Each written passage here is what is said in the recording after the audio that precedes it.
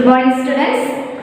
Okay, അപ്പോൾ നമ്മൾ അഞ്ചാമത്തെ ചാപ്റ്റർ അല്ലേ, കമ്പ്യൂട്ടറിന്റെ അഞ്ചാമത്തെ ചാപ്റ്റർ നമ്മൾ കംപ്ലീറ്റ് ചെയ്തു. ഓക്കെ, ഏതായിരുന്നു chapter? Designing slides in MS PowerPoint എന്ന് പറയുന്ന ചാപ്റ്റർ ആയിരുന്നു നമ്മൾ ഡിസ്കസ് ചെയ്തത്. ഓക്കെ, അപ്പോൾ designing slides in MS PowerPoint എന്ന് പറഞ്ഞ ചാപ്റ്റർ നമ്മൾ കംപ്ലീറ്റ് ചെയ്തു. കഴിഞ്ഞ ക്ലാസ്സിൽ നമ്മൾ 5 ക്വസ്റ്റ്യൻ ആൻസർ ഉണ്ടായിരുന്നു. കഴിഞ്ഞ ക്ലാസ്സിൽ നമ്മൾ 5 ക്വസ്റ്റ്യൻ ആൻസർ നമ്മൾ ആൻസർ ചെയ്തു. ഓക്കെ, ഇനി നമ്മൾ പറഞ്ഞു കഴിഞ്ഞ ക്ലാസ്സിൽ നമുക്ക് ടെക്സ്റ്റ് വർക്ക് ഉണ്ട്, അത് നമ്മൾ ഇന്നത്തെ ക്ലാസ്സിൽ പറയാമെന്ന് പറഞ്ഞിട്ടുണ്ട്. ഓക്കെ, അപ്പോൾ നമ്മൾ കഴിഞ്ഞ ക്ലാസ്സിൽ ആ ഒരു പാഠത്തിൽ നമ്മൾ പഠിച്ച കാര്യങ്ങൾ ഓക്കെ അത് നമുക്കൊന്ന് എന്ത് ചെയ്യാം, പറഞ്ഞതിന് ശേഷം നമുക്ക് എന്ത് ചെയ്യാം, ടെക്സ്റ്റ് വർക്കിലേക്ക് പോകാം. Okay, the slides of a presentation may consist of, അതായത് സ്ലൈഡ്സ് ഓഫ് പ്രസന്റേഷൻ എന്തൊക്കെ ഉൾപ്പെടുന്നു പറഞ്ഞേ? ടെക്സ്റ്റ് എന്താണ്? Consist of text, graphics, animation, bullets etcetera. ഇത് ഉൾപ്പെടുന്നതാണ് എന്ന് പറയുന്നത് ഒരു പ്രസന്റേഷൻ എന്ന് പറയുന്നത് അല്ലേ. ഒരു സ്ലൈഡ്സ് പ്രസന്റേഷൻ എന്തൊക്കെ കാര്യങ്ങൾ ഉൾപ്പെടാം? ടെക്സ്റ്റ് വരാം, ഗ്രാഫിക്സ് അല്ലേ, ആനിമേഷൻസ്, ബുള്ളറ്റ്സ്, ഇവയൊക്കെ ചേർന്നാണ് ഒരു സ്ലൈഡ് പ്രസന്റേഷൻ എന്ന് പറയുന്നത്. Okay, the designing menu is used to change the design. Design menu എന്തൊക്കെ നമുക്ക് ചേഞ്ച് വരുത്താൻ സാധിക്കുന്നു?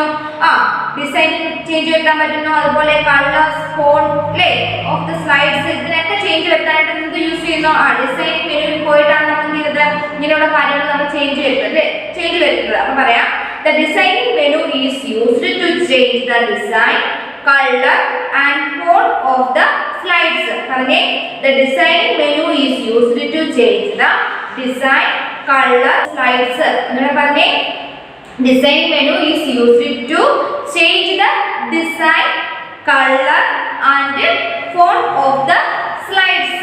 Okay, next again, two types of slides orientation. ഏതൊക്കെയാണ്? 2 types of orientations, slide orientation ഏതൊക്കെയാണ്? പോർട്രേറ്റ് ആൻഡ് ലാൻഡ്സ്കേപ്പ് അല്ലേ. നമ്മൾ പറഞ്ഞു 2 type എന്താണ്? 2 types of slide orientation ഉണ്ട്. അത് ഏതൊക്കെയാണ്?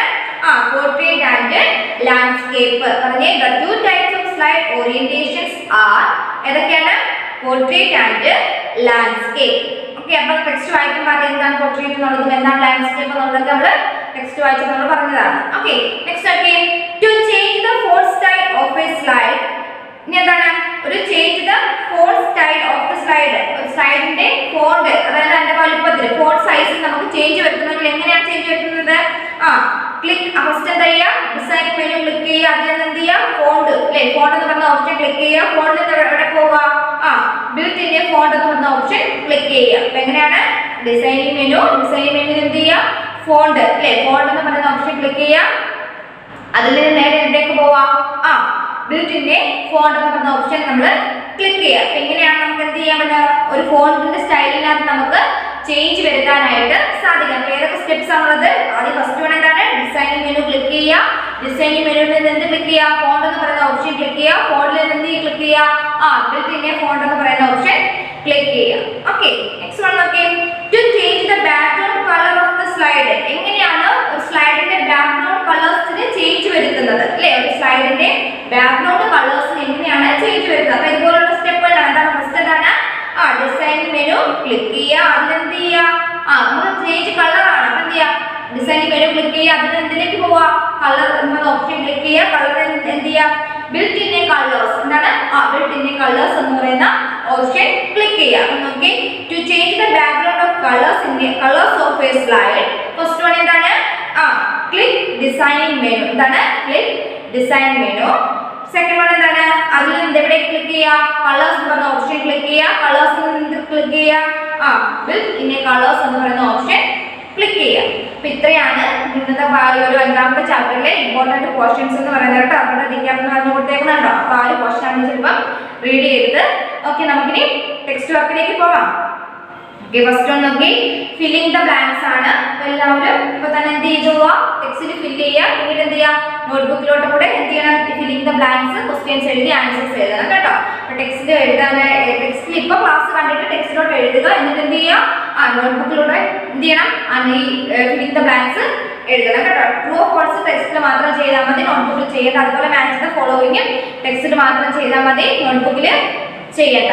ഓക്കെ, അപ്പോൾ നോക്കിയേ ഫില്ലിംഗ് ദ ബ്ലാങ്ക്സിന്റെ ഫസ്റ്റ് ക്വസ്റ്റ്യൻ നോക്കിയേ to create a new themes for dash options has to be selected. അതായത് നമുക്ക് create new themes font എന്ന് പറഞ്ഞാൽ അത് നമുക്ക് ക്രിയേറ്റ് ചെയ്യണമെങ്കിൽ അല്ലേ create new themes font അപ്പോൾ എന്ത് ക്ലിക്ക് ചെയ്യണം ഏത് ഓപ്ഷൻ ആണ് നമ്മൾ ക്ലിക്ക് ചെയ്യുന്നത് create new themes font എന്ന് പറയുന്ന ഓപ്ഷൻ ക്ലിക്ക് ചെയ്യുക അപ്പോൾ പറയാം to create a new themes font അപ്പോൾ അവിടെ എന്ത് ഫിൽ ചെയ്യുക create new themes font option has to be selected. എന്താ സെലക്ട് ചെയ്യുന്നത് create ആൻസർ ദിശ എഴുതിയിട്ടുണ്ട് create new themes font എന്ന് പറയുന്ന ഓപ്ഷൻ എന്ത് ചെയ്യാം ക്ലിക്ക് ചെയ്യുക ഇതിനു വേണ്ടിയിട്ടാണ് പുതിയൊരു തീം അല്ലേ create a new themes font select ചെയ്യാനായിട്ട് എന്ത് ഓപ്ഷനാണ് ക്ലിക്ക് ചെയ്യുന്നത് create new themes font എന്ന് പറയുന്ന ഓപ്ഷനാണ് ക്ലിക്ക് ചെയ്യുന്നത് അല്ലേ അപ്പോൾ എന്ത് ചെയ്യാം അവിടെ എന്ത് ഫിൽ ചെയ്യുക ഒന്നാമത്തെ എന്ത് ഫിൽ ചെയ്യുക create new themes font എന്ന് പറയുന്ന ഓപ്ഷൻ ക്ലിക്ക് ചെയ്യുക അപ്പോൾ ഈ ഒരു ആൻസർ അവിടെ ഫിൽ ചെയ്യുക കേട്ടോ അപ്പോൾ ഒന്നിന്റെ അവിടെ ഡാഷ് ഉണ്ടല്ലോ അവിടെ എന്ത് ഫിൽ ചെയ്യുക create new themes font എന്ന് പറയുന്ന ആൻസർ ഫിൽ ചെയ്യുക ഇപ്പോൾ എല്ലാവരും ബോർഡ് നോക്കി ആൻസർ എഴുതുക കേട്ടോ create റീഡ് ചെയ്തേ create new themes fonts അങ്ങനെ create new themes fonts okay board നോക്കി ആൻസർ എഴുതിയല്ലോ ഓക്കേ അപ്പോൾ നമ്മൾ പറഞ്ഞു ക്രിയേറ്റ് ന്യൂ തീംസ് ഫോൺസ് അതായത് ഒരു പുതിയ തീം ക്രിയേറ്റ് ചെയ്യാൻ വേണ്ടിയിട്ട് എന്ത് ഓപ്ഷനാണ് ക്ലിക്ക് ചെയ്യേണ്ടത് ക്രിയേറ്റ് ന്യൂ തീംസ് ഫോണ്ട് എന്ന് പറയുന്ന ഓപ്ഷനാണ് ക്ലിക്ക് ചെയ്യേണ്ടത് ഓക്കെ ഇപ്പോൾ രണ്ടാമത്തെ ക്വസ്റ്റ്യൻ റീഡ് ചെയ്തേ the fill option is provided in dash dialogue box എന്താണ് the fill option is provided in എന്താണ് ഫോർമാറ്റ് ബാക്ക്ഗ്രൗണ്ട് ഡയലോഗ് ബോക്സ് എന്താണ് ഫോർമാറ്റ് ബാക്ക്ഗ്രൗണ്ട് ഡയലോഗ് ബോക്സ് രണ്ടാമത്തെ ആൻസർ എന്താണ് ഫോർമാറ്റ് ബാക്ക്ഗ്രൗണ്ട് ഡയലോഗ് ബോക്സ് എന്നാണ് കേട്ടോ ഡയലോഗ് ബോക്സ് എന്നുള്ളത് അവിടെ കൊടുത്തിട്ടുണ്ട് ഫോർമാറ്റ് ബാക്ക്ഗ്രൗണ്ട് മാത്രം നിങ്ങൾ എന്ത് ചെയ്താൽ മതി ഫിൽ ചെയ്താൽ മതി പറഞ്ഞേ the fill option is provided in എന്താണ് ഫോർമാറ്റ് ബാക്ക്ഗ്രൗണ്ട് ഡയലോഗ് ബോക്സ് എന്താണ് ആൻസർ എന്താണ് ഫോർമാറ്റ് ബാക്ക്ഗ്രൗണ്ട് ഓക്കെ അപ്പോൾ ആൻസർ രണ്ടാമത്തെ ആൻസർ എന്താണ് റീഡ് ചെയ്തേ ഫോർമാറ്റ് ബാക്ക്ഗ്രൗണ്ട് ആൻസർ എഴുതി എല്ലാവരും format FORMAT format background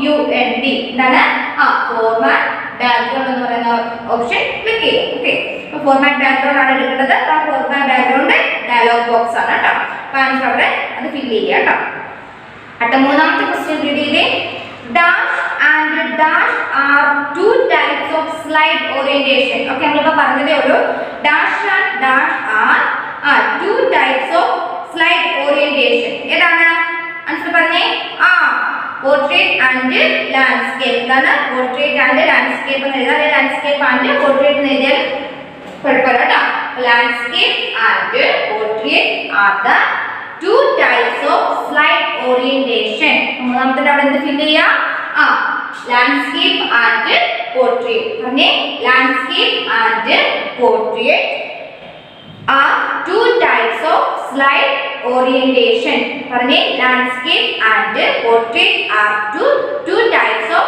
slide orientation okay അപ്പോൾ മൂന്നാമത്തെ ആൻസർ ഫിൽ ചെയ്തല്ലോ എന്താണ് landscape and portrait അല്ലേ landscape and portrait are two types of slide orientation അടുത്ത നാലാമത്തെ ക്വസ്റ്റ്യൻ നോക്കിയേ the design menu is used to change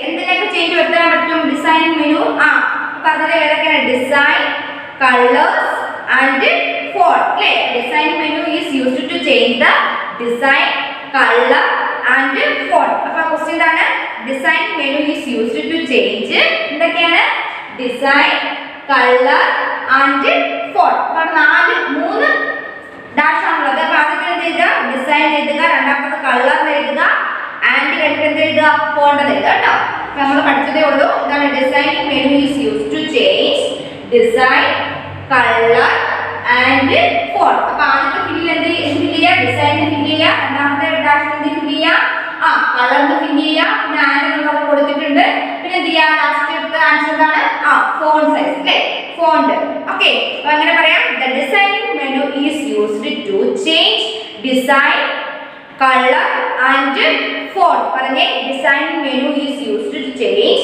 design colour and font okay ഇനി അഞ്ചാമത്തെ നോക്കിയേ The size of the slide can be changed using dash and dash slide orientation attributes. The size of the slide can be changed using. The size of the slide can be changed using. Okay, അതായത് നമ്മളൊരു സ്ലൈഡിന്റെ size നമുക്ക് change വരുത്തണം അല്ലേ. ഒരു slide അതായത് നമ്മുടെ പ്രസന്റേഷൻ്റെ ഒരു ഭാഗം നമുക്ക് അതിനെ ചേഞ്ച് വരുത്തണം. എന്താണ് the size of the slide can be changed using of എന്തൊക്കെ യൂസ് ചെയ്യാം? Page setup and slide orientation. ഏതൊക്കെ രീതിയിൽ ഉപയോഗിക്കാം? Page setup and slide orientation. അപ്പോൾ അവിടെ രണ്ട് ഡാഷ് ആണുള്ളത്, രണ്ട് സ്ഥലത്താണ് ഫിൽ ചെയ്യേണ്ടത്. ഏതൊക്കെയാണ്? The size of the slide can be changed using page setup and slide orientation. പറഞ്ഞേ page setup and slide orientation. പറഞ്ഞേ എല്ലാവരും page setup and slide orientation. Okay, അപ്പോൾ അത് ഫിൽ ചെയ്തല്ലോ എല്ലാവരും. ആൻസേഴ്സ് ഫിൽ ചെയ്തല്ലോ. ഈ 5 ആൻസേഴ്സ് എന്ത് ചെയ്യണം? നോട്ട്ബുക്കിലോട് ക്വസ്റ്റ്യൻ എഴുതണം, എന്നിട്ട് എന്ത് ചെയ്യണം? ആൻസേഴ്സ് എഴുതണം കേട്ടോ. ഫിൽ ചെയ്ത ബാക്സ് നോട്ട്ബുക്കിലോട്ട് എഴുതണം. ട്രൂ ഫോൾസ് നോട്ട്ബുക്കിൽ എഴുതണം കേട്ടോ. ഓക്കെ, നമുക്ക് ട്രൂ ഫോൾസ് ചെയ്യാം. റെഡി ആണല്ലോ? എല്ലാവരും ഇത് ഫിൽ ചെയ്തല്ലോ. ഓക്കെ, ട്രൂ ഫോൾസിലെ ഫസ്റ്റ് ക്വസ്റ്റ്യൻ റെഡി ചെയ്തേ. You can set any picture as the background of your slide. Okay, you can set any picture as a background of your slide. Okay, നമുക്ക് എന്ത് ചെയ്യാം? ബാക്ക്ഗ്രൗണ്ടിൽ എന്ത് ചെയ്യാം? ഏത് പിക്ചർ വേണമെങ്കിലും നമുക്ക് ആഡ് ചെയ്യാനായിട്ട് പറ്റും അല്ലേ. You can set any picture as the background of your slide. അല്ലേ, നമ്മുടെ പ്രസന്റേഷന്റെ സ്ലൈഡിൽ നമുക്ക് എന്ത് ബാക്ക്ഗ്രൗണ്ട് വേണമെങ്കിലും നമുക്ക് കൊടുക്കാം. അപ്പോൾ എന്താണ്? ട്രൂ ആണ് അല്ലേ. ഒന്നാമത്തെ ആൻസർ എന്താണ്? ട്രൂ ആണ്. ഓക്കെ, അപ്പോൾ ഒന്നാമത്തെ ആൻസർ എന്താണ്? True first. ഒന്നാമത്തെ ആൻസർ എന്താണ്? ട്രൂ ആണ് കേട്ടോ. ഓക്കെ, രണ്ടാമത്തെ നോക്കി. Portrait is the default orientation in a slide. എന്താണ്? portrait is a default orientation. അതായത് portrait എന്ന് പറയുന്നത് ഒരു default എന്താണ് orientation ആണ് പറയുന്നത് portrait എന്ന് പറയാം. അങ്ങനെ പറയാം portrait is the default orientation in a slide. അല്ലേ, അപ്പോൾ എന്താണ് അത്? രണ്ടാമത്തെ ആൻസർ എന്താണ്? ട്രൂ ആണ്. അപ്പോൾ 1ഉം 2ഉം എന്താണ്? ട്രൂ ആണ് കേട്ടോ. ഓക്കെ, മൂന്നാമത്തെ ക്വസ്റ്റ്യൻ റെഡി ചെയ്തേ. Page setup help us to change the size of the slide. ശരിയാണല്ലോ. Page setup help us to എന്തിനെ ഹെൽപ്പ് ചെയ്യുന്നു? Change the size of slide അല്ലേ. അതായത് സ്ലൈഡിന്റെ സൈസ് ചേഞ്ച് ചെയ്യാനായിട്ട് സഹായിക്കുന്നു പേജ് സെറ്റപ്പ് ഹെൽപ്പ് ചെയ്ത്. അപ്പോൾ page setup help us to change the size of the slide. അപ്പോൾ അതെന്താണ്? ആൻസർ എന്താണ്? ട്രൂ എന്നാണ് ആൻസർ കേട്ടോ. മൂന്നാമത്തത് എന്താണ്? ട്രൂ ആണ്. ഓക്കെ, നാലാമത്തെ ക്വസ്റ്റ്യൻ നോക്കി. You cannot change the color using solid fill option. Okay, അതായത് you cannot change the color using solid fill option ഉപയോഗിച്ച് നമുക്ക് എന്ത് ചെയ്യാൻ പറ്റില്ല? കളർ ചേഞ്ച് ചെയ്യാൻ പറ്റില്ല എന്നുള്ളതാണ് കൊടുത്തിരിക്കുന്നത്. അപ്പോൾ അതെന്താണ്? ഫോൾസ് ആണ് അല്ലേ. അപ്പോൾ എന്ത് ചെയ്യാം? അവിടെ നാലാമത്തെ ആൻസർ എന്താണ്?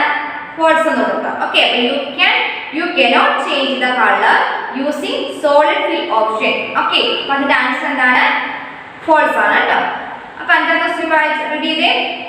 You cannot apply any selected effect to all the slides in a presentation. അതായത് നമുക്ക് സ്ലൈഡിന്റെ എല്ലാ പ്രസന്റേഷന്റെ എല്ലാ സ്ലൈഡിലും അല്ലേ, അതായത് പ്രസന്റേഷന്റെ എല്ലാ ഭാഗത്തും നമുക്ക് എഫക്റ്റുകളോ അല്ലെങ്കിൽ ബാക്ക്ഗ്രൗണ്ട് ആണെങ്കിൽ എന്താണ് നമുക്ക് ചേഞ്ച് വരുത്താനായിട്ട് സാധിക്കും. ഇവിടെ പറഞ്ഞേക്കുന്നത് എന്താണ്? യു കനോട്ട് അപ്ലൈ എന്നാണ് കൊടുത്തിരിക്കുന്നത് അല്ലേ. You cannot apply any selected effect to all the slides in a presentation. അപ്പോൾ അവിടെ എന്ത് കൊടുക്കുക? ഫോൾസ് എന്ന് കൊടുക്കുക കേട്ടോ. അപ്പോൾ അഞ്ചാമത്തെ എന്താണ് ആൻസർ? ഫോൾസ് എന്നാണ് ആൻസർ. ഓക്കെ, അടുത്ത നെക്സ്റ്റ് മാച്ച് ദ ഫോളോയിങ് ചെയ്ത എല്ലാവരും. Match the following with the tools in the designing menu.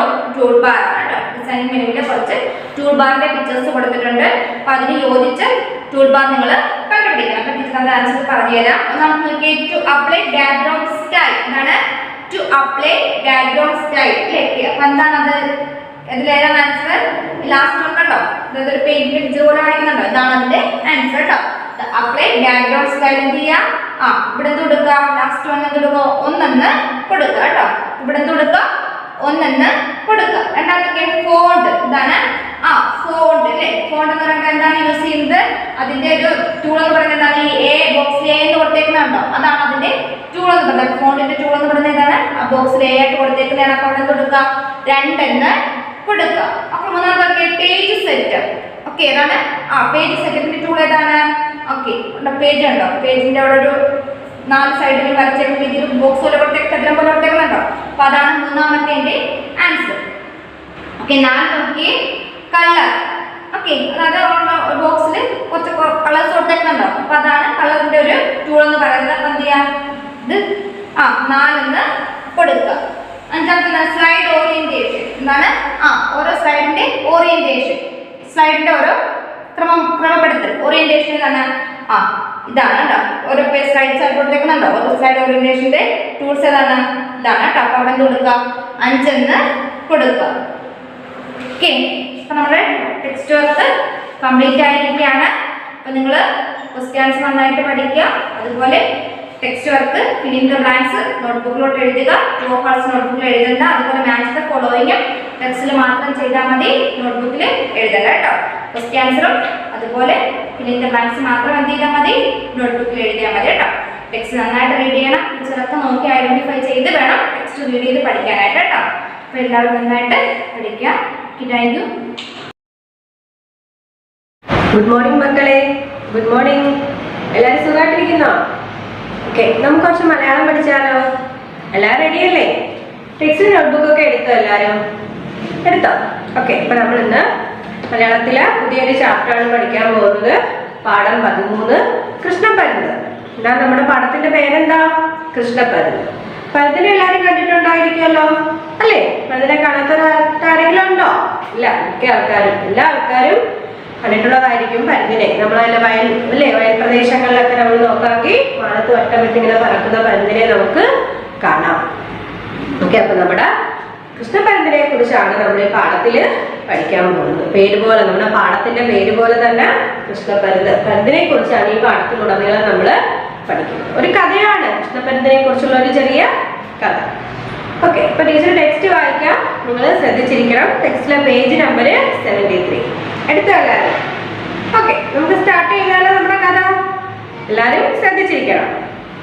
യാത്ര പുറപ്പെടുമ്പോൾ ശകുനം നോക്കി ഇറങ്ങുന്നവർക്ക് കൃഷ്ണപരുന്ത് വലിയ ഒരു അനുഗ്രഹമാണ് അല്ലേ? നമ്മള് ചില ആൾക്കാർ എന്താണ്, എങ്ങോട്ടെങ്കിലും നല്ല വഴിക്ക് യാത്ര പോകാൻ ഇറങ്ങുമ്പോൾ ശകുനം നോക്കുക എന്ന് പറയുന്ന ഒരു പതിവുണ്ട്.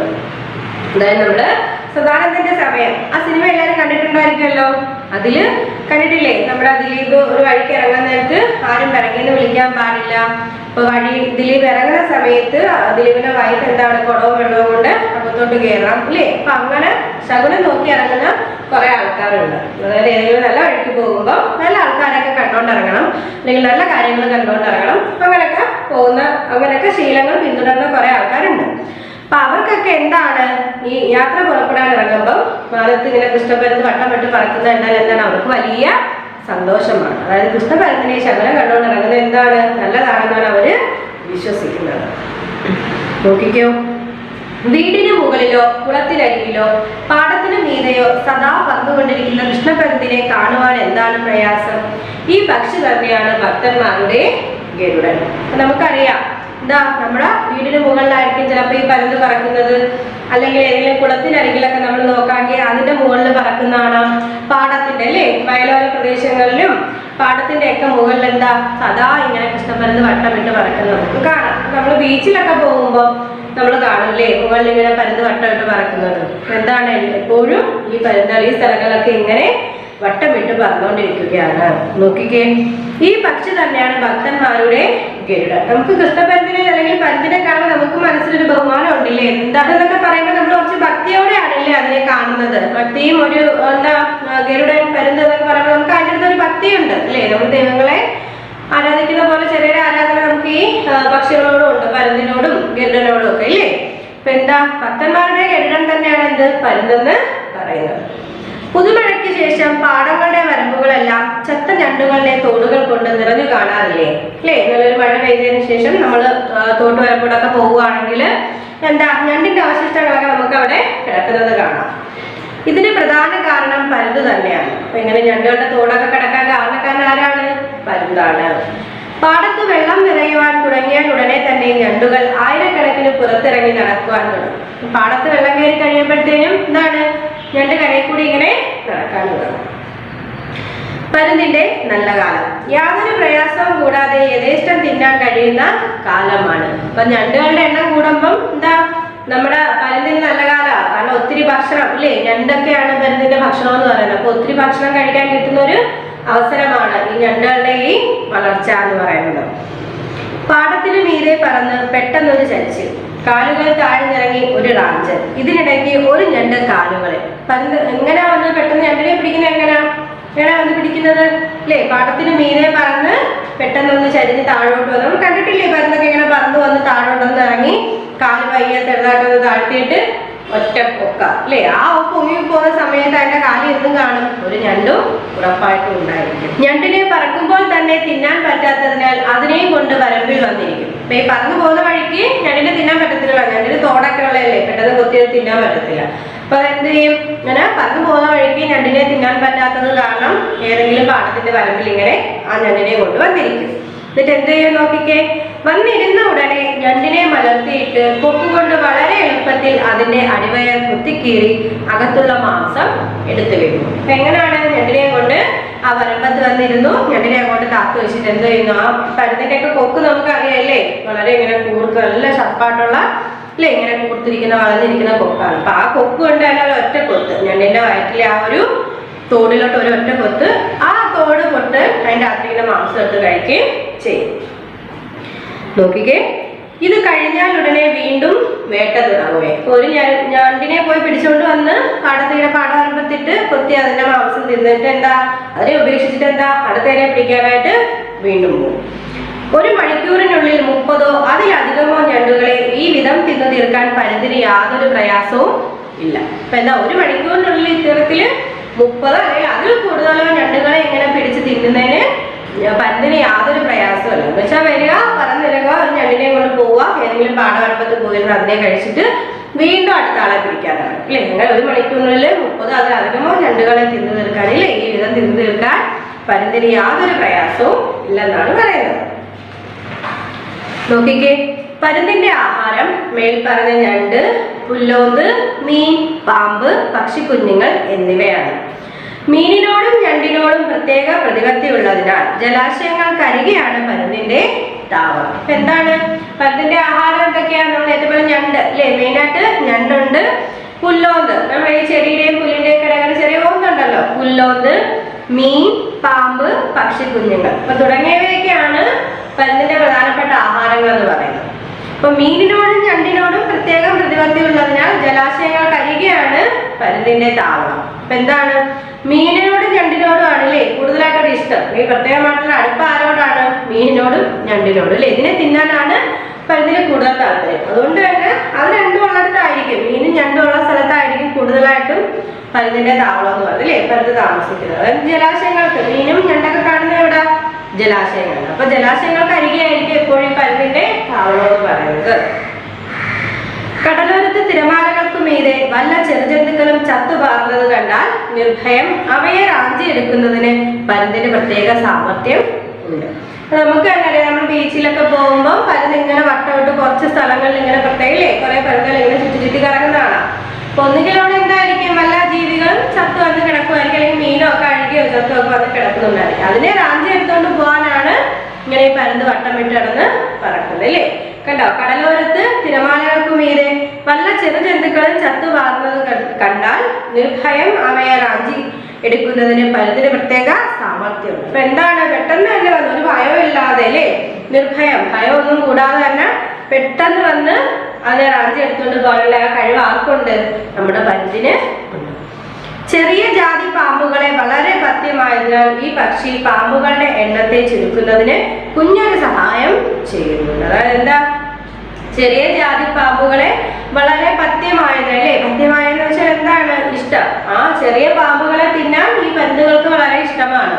അപ്പൊ അതുകൊണ്ട് എന്ത് ചെയ്യുന്നു, ഈ പാമ്പുകളുടെ എണ്ണം കുറയ്ക്കുന്നതില് പരുന്തിനൊരു പങ്കുണ്ട് ഇല്ലേ, ചെറിയൊരു പങ്കുണ്ട്. കാരണം ഈ കുഞ്ഞു പാമ്പുകൾ വളർന്നാലല്ലേ വലിയ പാമ്പാകത്തുള്ളൂ. അപ്പൊ അത് വളർന്നത് വരെ കാത്തിരിക്കാതെ കുഞ്ഞു പാമ്പിനെ കഴിക്കുന്ന ഇഷ്ടമായതുകൊണ്ട് തന്നെ ചെറിയ പാമ്പാകുമ്പോൾ തന്നെ നമ്മുടെ പരുന്ത് അതിനെ എടുത്ത് കഴിക്കും. അപ്പൊ അത് വളർന്ന് വേറെ പാമ്പാവുന്നില്ലല്ലോ. അപ്പൊ പാമ്പുകളുടെ എണ്ണം കുറയ്ക്കുന്നതില് നമ്മുടെ പരുന്തിന് ചെറിയൊരു പങ്കുണ്ട്. അതാണ് ഇപ്പൊ പറഞ്ഞല്ലേ, കുഞ്ഞു പാമ്പുകളെ കഴിക്കാൻ ഇഷ്ടമായതുകൊണ്ട് തന്നെ പരുന്ത് അതിനെ കൊത്തിയെടുത്ത് കഴിക്കും. അപ്പൊ എന്താ, പിന്നെ പാമ്പ് കൊണ്ട് വളർന്നു വരുമോ? ഇല്ല. അപ്പൊ പാമ്പുകളുടെ എണ്ണം കുറയ്ക്കുന്നതിലും നമ്മുടെ പരുന്തിന് ചെറിയൊരു പങ്ക് ഉണ്ട്. പരുന്തിനെ കണ്ടാൽ അറിയാത്തവർ മലയാളക്കരയിൽ ഉണ്ടാകുമെന്ന് തോന്നുന്നില്ല അല്ലേ. പരുന്തിനെ ആരും കണ്ടിട്ടില്ല അല്ലേ? കണ്ടിട്ടില്ല എന്ന് പറയാൻ പറ്റത്തില്ല. എല്ലാ ആൾക്കാരും കണ്ടിട്ടുള്ള ഒരു പക്ഷിയാണ് പരുന്തെന്ന് പറയുന്നത് അല്ലേ? മലയാളക്കരയിൽ പരുന്തിനെ കണ്ടാൽ അറിയാത്തവരായിട്ട് ആരും തന്നെ ഉണ്ടായിരിക്കില്ല എന്നാണ് പറയുന്നത്. അതിന്റെ നിറം ആരെയും ആകർഷിക്കും. തലയും കഴുത്തും മാറിടവും ഒഴികെ ബാക്കിയെല്ലാം കാവി നിറമാണ് അല്ലേ? നമ്മുടെ പരുന്തിനെ കണ്ടാൽ നമ്മളെല്ലാവരും ഒന്ന് നോക്കിപ്പോകും. എന്ന് വെച്ചാൽ അത്രയ്ക്ക് കാണാൻ ഭംഗിയും ഉള്ള ഒരു പക്ഷിയാണ് പരുന്തെന്ന് പറയുന്നത്. അതിന്റെ തലയും കഴുത്തും ഇല്ലേ, ഇത്രയും ഭാഗം ഒഴികെ ബാക്കിയെല്ലാം എന്താണ്, മാറിടം ഒഴികെ ബാക്കിയെല്ലാം നല്ല തവിട്ട് അല്ലേ, കാവി നിറമാണ് ഈ പരുന്തിനുള്ളത്. തലയും കഴുത്തും മാറും വെള്ള നിറമാണ്. തലഭാഗവും കഴുത്തും ഇത്രയും ഭാഗം എന്താണ്, വെള്ള നിറവും, ബാക്കി അങ്ങോട്ട് കാവി നിറവുമാണ് നമ്മുടെ പരുന്തിന്റെ കളർ എന്ന് പറയുന്നത്. പരുന്തിന്റെ ജീവിതത്തിലെ ആദ്യത്തെ 4 മാസങ്ങളിൽ ശരീരം മുഴുവൻ തവിട്ട് നിറമായിരിക്കും, എങ്ങും വെള്ള നിറമില്ല. അപ്പൊ പരുന്ത് ജനിച്ച് ആദ്യത്തെ 4 മാസം എന്ന് പറയുന്നത് അല്ലേ, ജീവിതത്തിന്റെ ആദ്യത്തെ 4 മാസക്കാലം എന്ന് പറയുന്നത് എന്താണ്, ഫുള്ള് തവിട്ട് നിറം അല്ലെങ്കിൽ കാവി നിറമായിരിക്കും. അവർ തവിട്ട് കളറായിരിക്കും. അത് ജനിച്ച 4 മാസം വരെയും മൊത്തത്തിൽ പരുന്തിന്റെ തലയായാലും കഴുത്തായാലും മാറിടായാലും ഒക്കെ തവിട്ട് നിറമായിരിക്കും. അപ്പൊ 4 മാസം കഴിഞ്ഞിട്ടാണ് തലയിലും കഴുത്തിലും നമ്മുടെ ഇത്രയും ഭാഗത്തും വെള്ള നിറം വരുന്നതും ബാക്കിയെല്ലാം തവിട്ട് നിറമായിരിക്കും. പരുന്ത് കൂട് കെട്ടി തുടങ്ങുന്നത് നവംബർ ഡിസംബർ മാസങ്ങളിലാണ്. അപ്പൊ നവംബർ ഡിസംബർ മാസങ്ങളിലാണ് എന്ത് ചെയ്യുന്നത്, പരുന്ത് കൂട് കെട്ടി തുടങ്ങുന്നത്. ഉണക്കച്ചുള്ളികൾ ശേഖരിച്ച് ഉയർന്ന മരങ്ങളുടെ കൊമ്പുകളിൽ കൂടുണ്ടാക്കും. നമുക്കറിയാം അല്ലേ, പക്ഷികൾ കൂടുണ്ടാക്കുന്നത് എന്തുകൊണ്ട്, ഉണക്കച്ചുള്ളിയും ഇല്ലേ, നാരും ചകിരിയും ഒക്കെ ഉപയോഗിച്ചിട്ടാണ് പക്ഷികൾ കൂട് കൂട്ടുന്നത്. അപ്പൊ അതുപോലെ നമ്മുടെ പരുന്തും ഉണക്കച്ചുള്ളി ഉപയോഗിച്ച് വളരെ ഉയർന്ന വൃക്ഷങ്ങളുടെ കൊമ്പുകളിൽ കൂട് കെട്ടുന്നു. ആല്, മാവ്, തെങ്ങ്, പുളി, പന എന്നീ മരങ്ങളിലാണ് സാധാരണ കൂട് കെട്ടുക അല്ലേ. എന്തെങ്കിലും കൂട് കൂട്ടുക ഏതൊക്കെ മരങ്ങളിലാണ്, ആല്, മാവ്, തെങ്ങ്, പുളി, പന. ഈ ഉയരമുള്ള ഈ വൃക്ഷങ്ങളുടെ കൊമ്പുകളിലായിരിക്കും മിക്കപ്പോഴും പരുന്തുകൾ കൂട് കൂട്ടുക. പരുന്ത് കൊല്ലത്തിൽ ഒരിക്കലേ മുട്ടയിടുകയുള്ളൂ. 2 മുട്ടകളാണ് സാധാരണ ഉണ്ടാവുക. അപ്പൊ എന്താണ്, ഒരു കൊല്ലത്തില് ഒരിക്കലേ പരുന്ത് മുട്ടയെടുത്തുള്ളൂ. അതിൽ 2 മുട്ടയെ കാണത്തുള്ളൂ. ചില പക്ഷികൾ നമുക്ക് അറിയാമല്ലേ, 4, 5, 6 മുട്ടയൊക്കെ ഇടും. ഒരു തവണ തന്നെ ഇത്രയും മുട്ടകളൊക്കെ ഇടുന്ന പക്ഷികളുണ്ട്. പക്ഷെ നമ്മുടെ പരുന്തെന്ന് പറഞ്ഞാല് കൊല്ലത്തിൽ ഒരിക്കലേ മുട്ടയിടും. അതും അതിൽ 2 മുട്ടയെ കാണത്തുള്ളൂ. സാധാരണയായിട്ട് എത്ര മുട്ടയാണ്, 2 മുട്ടകളെ കാണും. പരുന്തിന്റെ കുഞ്ഞുങ്ങൾ കൂട് വിടുന്നത് വരെ അവയ്ക്ക് പ്രധാന ആഹാരം തവളക്കുഞ്ഞുങ്ങളാണ്. അപ്പൊ നമ്മൾ നേരത്തെ പറഞ്ഞു മീൻ ഭക്ഷിക്കുന്നു പറഞ്ഞു അല്ലേ. പിന്നെന്താ, ചെറിയ പാമ്പുകളുടെ അരിമണ്ണ്, ഞണ്ട്, പുല്ലോ ഇവയൊക്കെ കഴിക്കുമെന്ന് പറഞ്ഞു. അപ്പം ഈ നമ്മുടെ പരുന്തിന്റെ കുഞ്ഞുങ്ങൾക്ക് ആ കുഞ്ഞ് ഇച്ചിരി ഒന്ന് അല്ലേ ഒന്ന് പറക്കാറായി കൂട് വിടുന്നത് വരെ അതിന്റെ ആഹാരം എന്ന് പറഞ്ഞാല് തവളക്കുഞ്ഞുങ്ങളായിരിക്കും, ചെറിയ തവളകളായിരിക്കും. മഴ തുടങ്ങി പാടത്ത് കന്നു കൂട്ടുന്ന സമയത്താണ് സാധാരണയായി പരുന്തിന്റെ കുഞ്ഞുങ്ങൾ കൂട് വിട്ടിറങ്ങുന്നത്. എന്താണ്, മഴയൊക്കെ ഒന്ന് പെയ്ത് കഴിഞ്ഞ് നമ്മൾ നിലവഴുതില്ലേ ഇല്ലേ, നമ്മുടെ കാളകളെ കൊണ്ട് നിലവഴിക്കുമല്ലോ. അപ്പൊ ആ ഒരു സമയത്താണ് നമ്മളെ ഈ പരുന്ത് കുഞ്ഞുങ്ങൾ കൂട് വിട്ട് ഇറങ്ങാൻ തുടങ്ങും. 1.5 മാസത്തേക്ക് ഞണ്ടുകളാണ് അതിന്റെ ആഹാരം. പിന്നെ അത് കഴിഞ്ഞിട്ട് അതിന്റെ ആഹാരം എന്തായിരിക്കും, കൂട് വിട്ട് ഇറങ്ങിക്കഴിഞ്ഞാല് ഞണ്ടുകളായിരിക്കും. കാരണം മഴ കഴിഞ്ഞ് എന്താ ഞണ്ടുകൾ സുലഭമായിട്ട് കിട്ടുന്ന സമയമായിരിക്കും.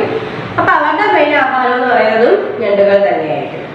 പരുന്തിന്റെ കൂട് വളരെ വൃത്തികെട്ടതാണ് അല്ലേ. ചില പക്ഷികളുടെ കൂടൊക്കെ നല്ലതായിരിക്കും, പക്ഷെ പരുന്തിന്റെ കൂട് വൃത്തികെട്ടതായിരിക്കും എന്നാണ് പറയുന്നത്. കുഞ്ഞുങ്ങൾക്ക് ഭക്ഷിക്കാൻ കൊടുക്കുന്ന തവളകളുടെയും പാമ്പിന്റെയും അവശിഷ്ടങ്ങൾ കൂട്ടിൽ തന്നെ ചീഞ്ഞു കിടക്കുന്നതിനാൽ കൂട്ടിൽ ദുർഗന്ധം മാത്രമല്ല ധാരാളം ഈച്ചകളും ഉണ്ടാകും. നമ്മൾ നേരത്തെ പറഞ്ഞു ഈ കുഞ്ഞുങ്ങൾക്ക് പരുന്തിന്റെ കുഞ്ഞുങ്ങൾക്ക് അത് കൂട് വിട്ട് പോകുന്നത് വരെ കഴിക്കാൻ കൊടുക്കുന്നത് എന്താ, തവള കുഞ്ഞുങ്ങളാന്ന് പറഞ്ഞു.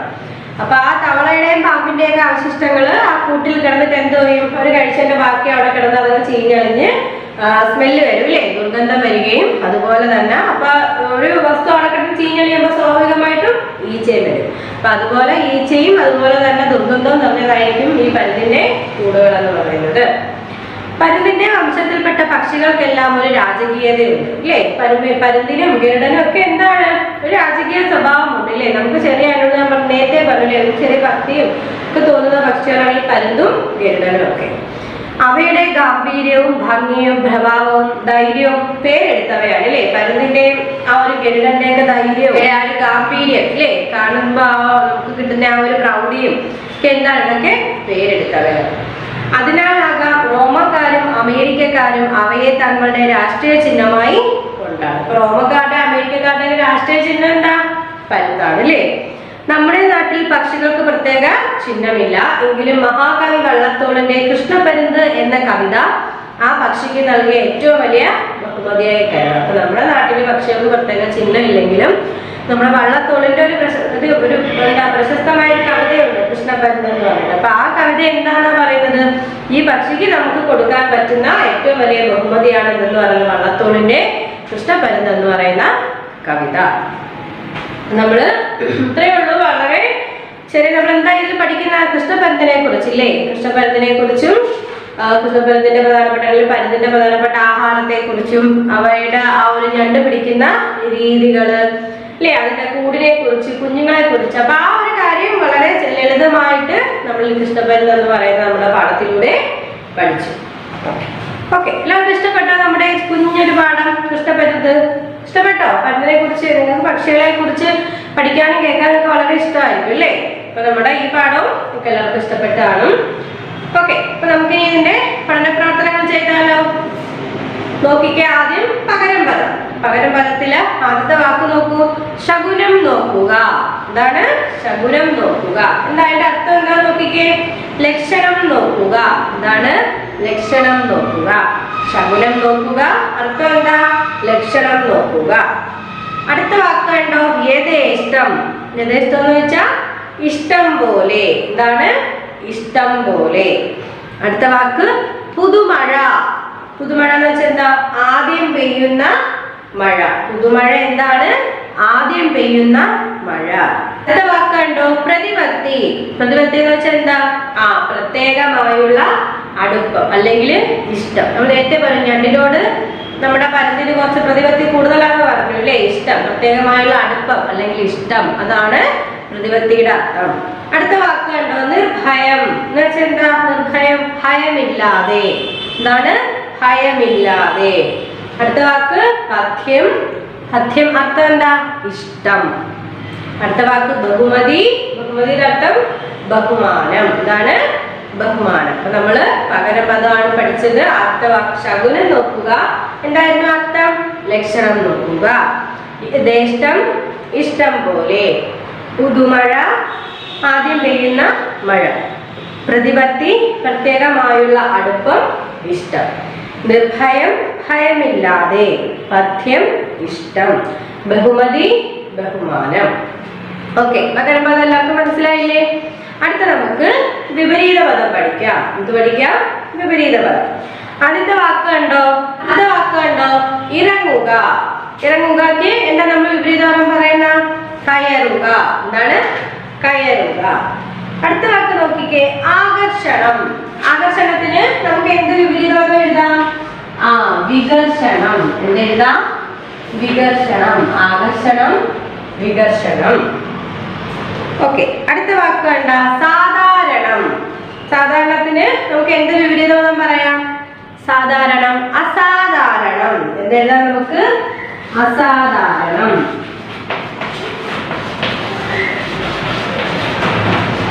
ഓക്കെ, അടുത്ത വാക്ക് നോക്കിക്കേ, അകത്ത്. അകത്ത് അതെന്ത് വിപരീതം എഴുതാം? എന്തെഴുതാം? പുറത്ത്. എന്തെഴുതാം? പുറത്ത്. ഇപ്പൊ നമ്മള് വിപരീത പദത്തിൽ ആദ്യത്തെ വാക്ക് ഇറങ്ങുക. ഇറങ്ങുകയ്ക്ക് നമ്മൾ എന്ത് വിപരീതം എഴുതിയത്? കയറുക. അടുത്തത് ആകർഷണം. എന്തെഴുതാം? വികർഷണം. സാധാരണം, അസാധാരണം. അകത്ത്, പുറത്ത്. എഴുതിയോ മക്കള്? ഓക്കെ, ഇതാണ്ടോ പര്യായ പദം എഴുതുക. ഓക്കെ, ഇനി നമ്മള് പഠിച്ച പര്യായ പദം, അതിന്റെ പക്ഷിയുടെ നമ്മൾ ഇതിനു മുമ്പത്തെ ഏതോ പാഠത്തിൽ നമ്മൾ പഠിച്ചായിരുന്നു. പഠിച്ചില്ലേ? നിങ്ങൾക്ക് ഓർമ്മയില്ലേ പക്ഷിയുടെ വിപരീതം നമ്മൾ പഠിച്ചത്? ഓക്കെ, ആദ്യത്തെ വാക്ക് പക്ഷി. പക്ഷിക്ക് നമുക്ക് എന്ത് വിപരീതം പറയാം? നിങ്ങൾ പറഞ്ഞേ, ഇതിനു മുമ്പ് നമ്മൾ പഠിച്ചത് എനിക്ക് തോന്നുന്നു, നമ്മൾ കഴിഞ്ഞ ചാപ്റ്ററിലായിരുന്നു തോന്നുന്നു പക്ഷിയുടെ പഠിച്ചത് ഇല്ലേ? അപ്പൊ എന്താണ് ഐക്യകാലം എന്ന ചാപ്റ്ററിൽ പക്ഷിയുടെ വിപരീതം പഠിച്ചെന്ന് തോന്നുന്നു. അപ്പം പക്ഷിക്ക് നമുക്ക് എന്ത് വിപരീതം പറയാം? നിങ്ങൾ പറഞ്ഞു തന്നെ ടീച്ചറിന്. നമ്മൾ പഠിച്ചതാ, പറഞ്ഞേ. എന്തൊക്കെ എഴുതാം? പതംഗം. പിന്നെന്ത് എഴുതാം? ഗഗം. പിന്നെന്ത് എഴുതാം? വിഹംഗം. പക്ഷി, പതംഗം, ഗഗം, വിഹംഗം. നമ്മള് കഴിഞ്ഞ പാഠത്തിൽ ഐക്യഗാഥ പാഠത്തിൽ അക്ഷര പര്യായപദം നമ്മൾ പഠിച്ചല്ലേ. എന്തൊക്കെയാ? പതംഗം, ഗഗം, വിഹംഗം. അടുത്ത വാക്ക് എന്താ നോക്കിക്കേ? കൂട്. ഏതാണ് വാക്ക്? കൂട്. കൂടിന് നമുക്ക് എന്തൊക്കെ പര്യായപദങ്ങൾ എഴുതാം? മീഢം, പിന്നെ എന്തുണ്ട്? നീഢകം,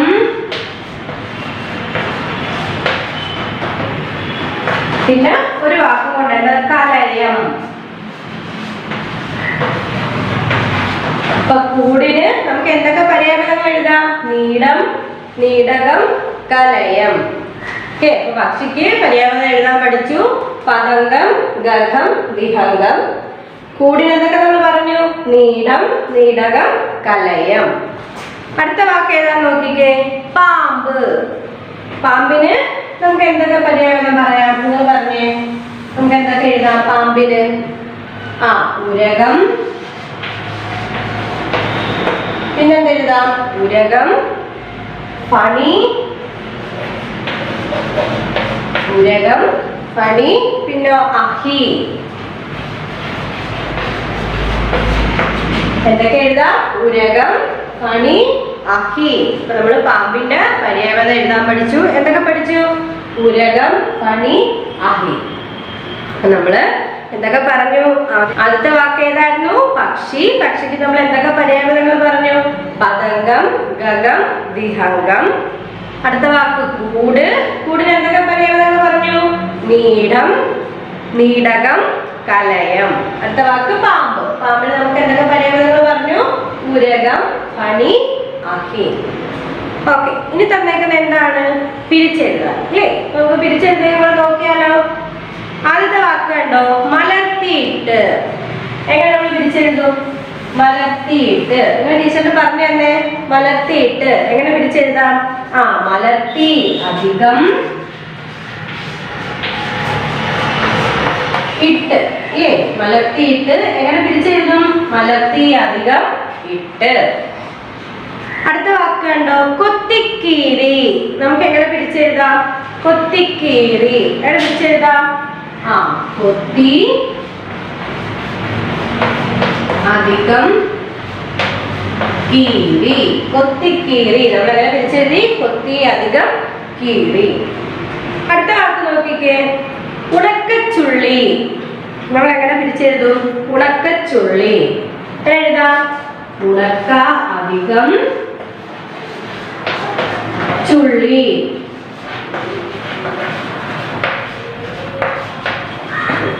ഉണക്കച്ചുള്ളി നമ്മൾ എങ്ങനെ പിരിച്ചെഴുതി? ഉണക്ക അധികം ചുള്ളി. അടുത്ത വാക്ക് നോക്കിക്കേ. തവളക്കുഞ്ഞ്. തവളക്കുഞ്ഞ് നമ്മൾ എങ്ങനെ പിരിച്ചെഴുതും? തവള അധികം കുഞ്ഞ്.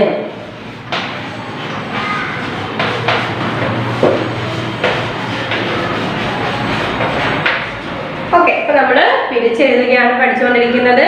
ആദ്യത്തെ വാക്ക് മലർത്തിയിട്ട്. നമ്മൾ എങ്ങനെ പിരിച്ചെഴുതി? മലർത്തി അധികം ഇട്ട്. അടുത്ത വാക്ക് എന്തായിരുന്നു? കൊത്തിക്കീറി. നമ്മൾ എങ്ങനെ പിരിച്ചെഴുതി? കൊത്തി അധികം കീറി. അതിനുശേഷം എന്താ പഠിച്ച? ഉണക്കച്ചുള്ളി. നമ്മൾ എങ്ങനെ പിരിച്ചെഴുതി?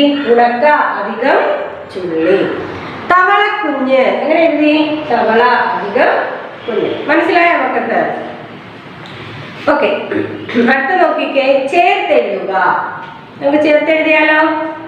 ആദ്യത്തെ വാക്ക് കണ്ടോ? അകത്ത് അധികം ഉള്ള. നമ്മൾ എങ്ങനെ ചേർത്തെഴുതും? അകത്ത് അധികം ഉള്ള എങ്ങനെ ചേർത്തെഴുതാം? അകത്തുള്ള. എങ്ങനെ ചേർത്തെഴുതാം? അകത്തുള്ള.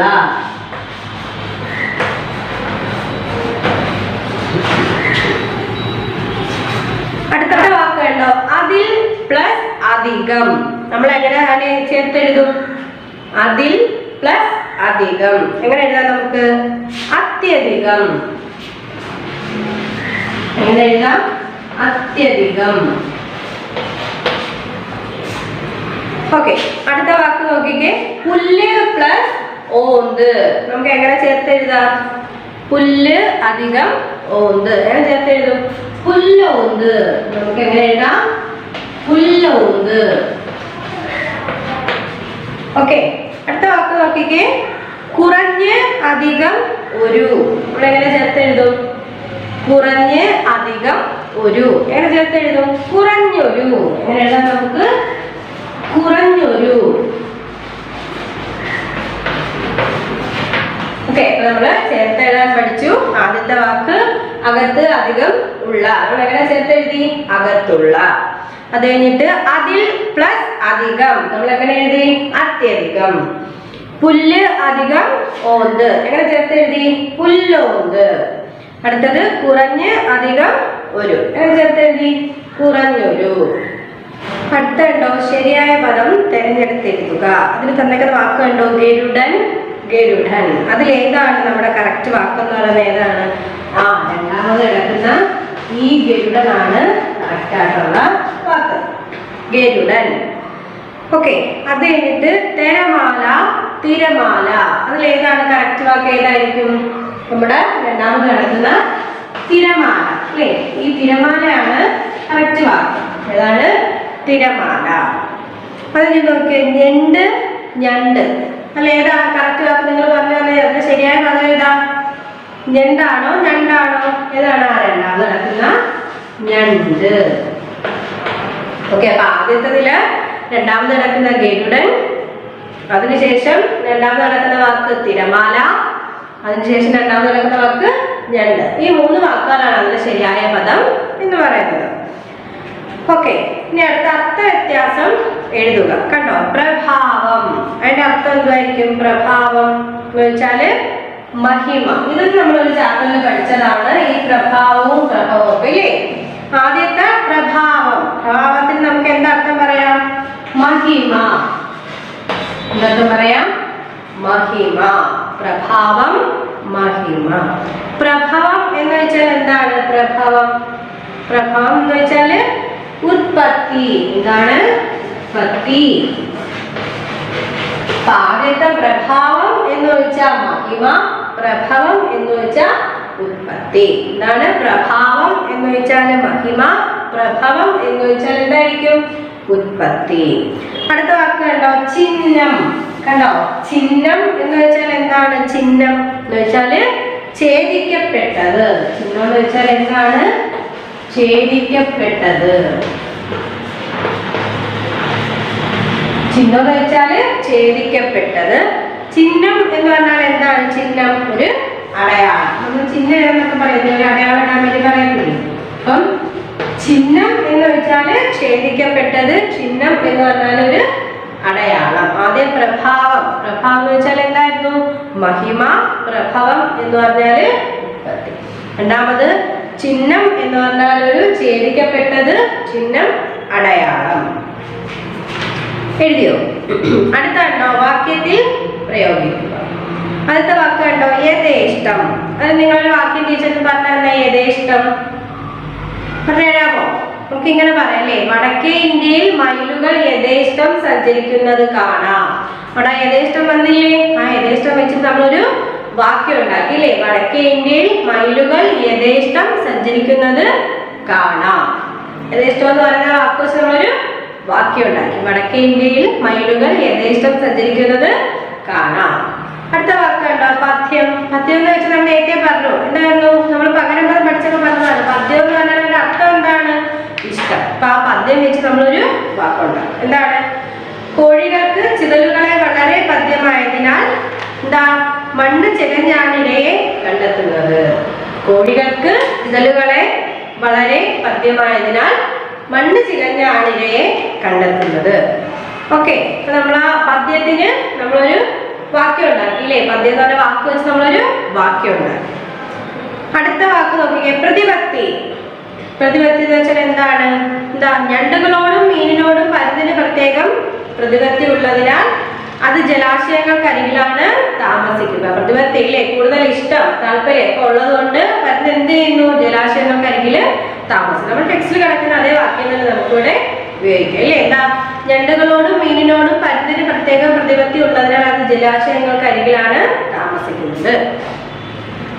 ഓക്കെ, അപ്പം നമ്മൾ എന്തൊക്കെ പഠിച്ചു? ഇന്ന് നമ്മള് കൃഷ്ണപരുന്ത് എന്ന് പറയുന്ന അല്ലെ ആ ഒരു കഥ പഠിച്ചു. അതിൽ പരുന്തിനെ കുറിച്ചും അതിന്റെ കുഞ്ഞുങ്ങളെ കുറിച്ചും കൂടിനെ കുറിച്ചും അതെങ്ങനെയാണ് ഞണ്ട്, അതിന്റെ ആഹാരം ഞണ്ട് പിടിക്കുന്നത് എങ്ങനെയാണ്, അതിന്റെ താമസ സ്ഥലം, അതൊക്കെ നമ്മൾ ഈ കഥയിൽ കൃഷ്ണപ്പരുന്ത് എന്ന് പറയുന്ന കഥയിൽ നമ്മൾ പഠിച്ചു. പിന്നെ പകരം പദം എഴുതാൻ പഠിച്ചു, വിപരീത പദം പഠിച്ചു.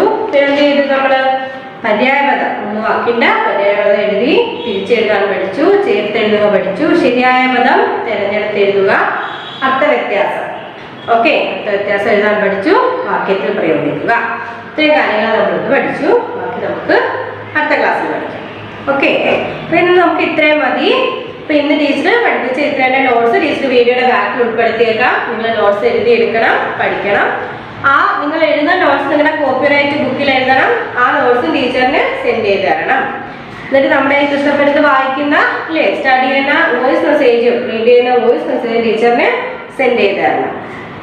ഓക്കെ, അപ്പൊ ഇനി നമുക്ക് ക്ലാസ് വേണ്ടി ചെയ്യാം. Okay, thank you.